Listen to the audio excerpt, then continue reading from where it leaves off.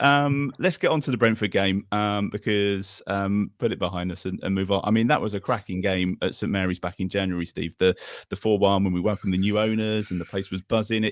It seems like that was a very long time ago now. Yeah, and Brentford were absolutely pathetic that night, weren't they? And they were in the middle of a run of absolutely horrendous form, where they looked like, obviously having had a good start to the season, they basically looked like they were struggling to see where their next point was coming from. And then the Christian Eriksen signing happened, and once he got up to full speed, I mean, they've been a completely different side with him in that team. I think getting their first choice keeper back has been quite important as well, because I think the reserve guy they had in for a while looked pretty ropey. But yeah, I mean they've turned around the corner, and they're looking like a good side again. But I mean they're not unbeatable by any stretch of the imagination. I mean, as we showed back in January, I mean, we gave an absolute spanking that night, didn't we? And what was it? 4-1 could have been 7 or 8 quite easily. Yeah. So yeah, I mean, at the end of the day, we've just got to sort out this mental block. I mean, maybe playing against a team that plays a very open game will help us. Maybe that will give us a little bit more space to work in. But you can imagine that while you'll kind of get a little bit of space, you won't necessarily have time, because they obviously like to play this high energy style as well. And I think ultimately we've got to make sure that I mean, you would imagine that someone's going to be man marking Eriksen, surely, because no, I mean, you think? Well, I mean, this is the weird thing, that from what I've seen, I don't think anybody's really been doing that against them so far. And I guess that there's an issue where man marking an individual player does kind of take that one player take your own defender or defensive midfielder out of the game completely in any kind of other useful sense. So it's always something that you kind of don't really want to use too often if you can get away with it. But and from what I've seen from Brentford's games with him there, if you stop the supply from him, there's kind of not a whole lot else. And actually, that should be an avenue that we should possibly look to target, because defensively Brentford are still pretty poor. I mean, let's be honest, we scored 4 against them. So defensively they're clearly not all that great.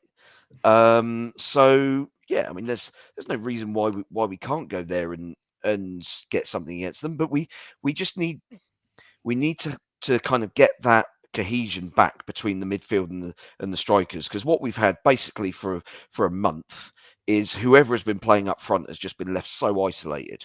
There's a huge gap between the midfield and whoever's playing up top. I mean, that Chelsea game, Brozier, I mean, I don't think anyone was within 40 yards of him for most of that game. No. And it was, I mean, yeah, we were obviously on the back foot defensively, but there was no way that we were getting out. And yeah, we've got to get more support to whoever we play up front. Maybe it's a game where you go with the 2 guys that didn't start yesterday. So you go with Brozier and Adam Armstrong, maybe. Again, it's a game where you've kind of, after a fairly insipid performance yesterday for the most part, maybe it's another one where you've got to shake things up again and say, right, okay, well, you guys didn't put the performance in, so okay, right, we'll swap out the entire attack, and yeah, see how the others go.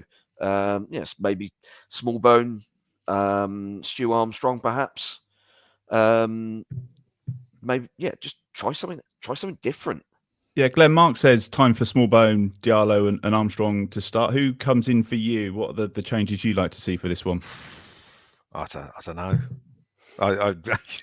Yesterday was just a team that turns up would be nice, wouldn't it? Yeah, yesterday was that bad. I mean, Stuart Armstrong, I think, has to come back in. I I think Brozier has to come back in. I'd prefer to see Brozier and Adams up front, because Adam Armstrong is not going to suddenly force his way into the first team. He can't even get off the bench at the moment. So I would like to see Lianco tried maybe instead of Bednarek, just to see what he's like playing in a 4. I would maybe like to see that. But other than that, we haven't got a lot of choices. I mean, Diallo seems to have disappeared altogether since Ramadan started. So whether he's sort of ready to play, I don't even know if that's finished yet, to be honest. Sorry, that's this week. This week is a bit ignorant of me, that is. But it will be a tough game against Brentford. They remind me of Saints under Alan Ball, when basically it was give the ball to Letitia and every second pass or whatever it was, that's what they do with Ericsson. And if we don't get to grips with him, I mean, it's no Ivan Toney started scoring now, hasn't he? And he's scored more than any of our strikers, and he went something like 20 games without a goal. It's all been since Ericsson came in and totally transformed that team. So and whilst no one's a one-man team, as Steve said, we do need to look after him, because if we don't, and if we allow him the space that, for example, we allowed Mason Mount playing in that sort of position against Chelsea, we're just going to get stuffed again. We have to get it right defensively with regards to Ericsson, otherwise we're really going to have trouble. So whether you play 3 in the centre of midfield and detail Diallo, for argument's sake, to follow him everywhere. That may be what we do, but then, should you change your whole system to accommodate one player? That's another question, and that's why Ralph's paid considerably more money than us to get those decisions right, and let's hope he does. Fingers crossed. Dan, what have you made of Brentford this season? Obviously, they've had some good wins, they've had some bad wins. Personally, looking at this one, thinking this is our best chance to pick up a couple of points, because we've got Liverpool and Leicester just around the corner. So it's not going to be an easy one at the weekend. No, it could very well be the last chance for Southampton to pick up points. Although stranger things have happened. You wouldn't, in a weird way, you wouldn't bet against them doing something crazy against Liverpool. I don't know. Beating Liverpool and handing I the would. No chance. But in terms of Brentford, I think they did that thing at the beginning of the season where it's like new team, no one really knows what they are, and they were really good. Then they really kind of just middled out and were terrible. And at one point I thought they might end up going down, because I just didn't see where their next win was going to come from, and I thought they'd really get sucked into it. And then, as the guys have already said, they signed Christian Eriksen, who, let's be honest, could still be performing at one of the Premier League's top sides. I think he's that good.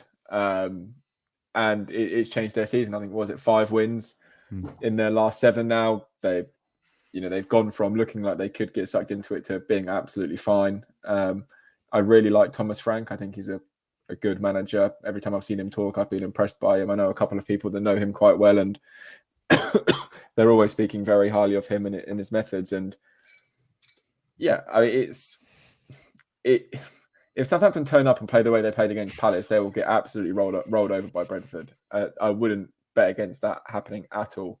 To me, it's almost like the worst time to play them. But then there was a golfing quality and golfing class at St Mary's, and we all know if Southampton turn up, they can give any team in this league a real good go.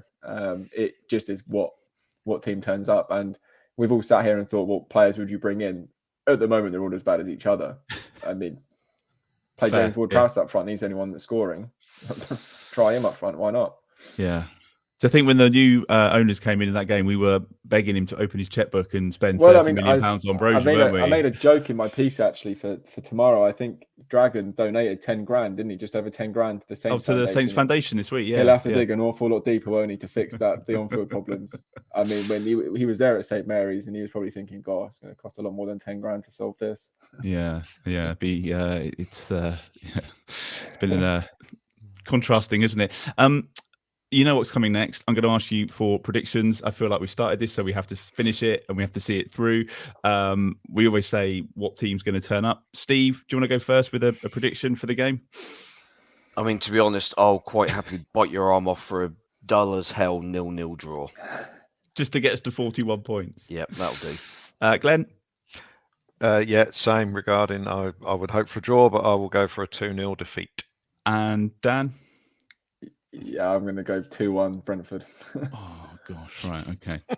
I love that we're more optimistic against opposition like Man United than we are against I'll be backing Brentford. Saints to beat Liverpool. It's Don't what worry they've done about to us. It's what they've done to us.